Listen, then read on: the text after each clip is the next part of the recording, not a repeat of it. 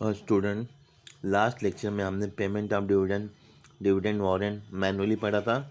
ये न्यू है, payment of dividend है, इंटरिम डिविडेंड है। इंटरिम मतलब part payment, electronic payment of interim dividend पढ़ेंगे। ये भी लेटर आ सकता है आपको, क्योंकि इस बार सिलेबस में है। सेम कंपनी का फॉर्मेट, वेबसाइट, ईमेल, डेट, जो कंपनी का नाम है वेबसाइट पे और ईमेल पे वही नाम होना चाहिए। Phone, fax, reference, mister Jayant Modi उनका नाम, एड्रेस। अब आ जाओ subject, payment of interim dividend through the electronic clearing service ECS, direct credit, NFT। Credit card या NFT के थ्रू आप पेमेंट कंपनी आपको कर रही है। डियर सर, वी आर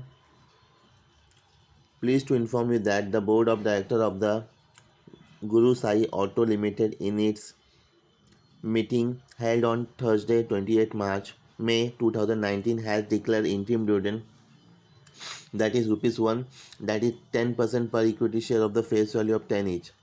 यहाँ पे बता के हमको खुशी हो रही है कि बोर्ड ऑफ डायरेक्टर जो गुरु साई ऑटो लिमिटेड के हैं, उन्होंने मीटिंग रखा था थर्सडे 28 मई 2019 को, और उन्होंने डिक्लेयर किया है वहाँ पे इंटरिम डिविडेंड ₹1 आपको एट 10%, मतलब ₹10 का एक शेयर है,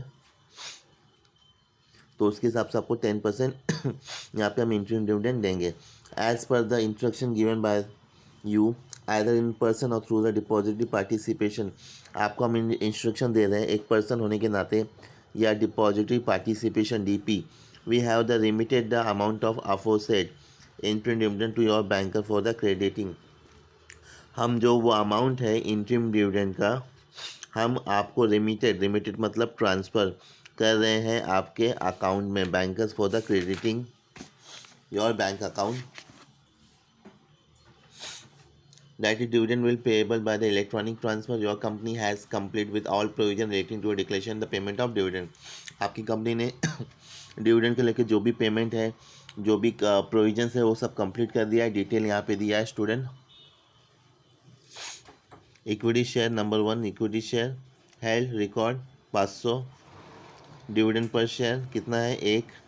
dividend amount 500। DPID client number, ID number, जो भी नंबर हो नंबर डाल दो आप, कुछ भी जो डिजिट है याद कर लेना।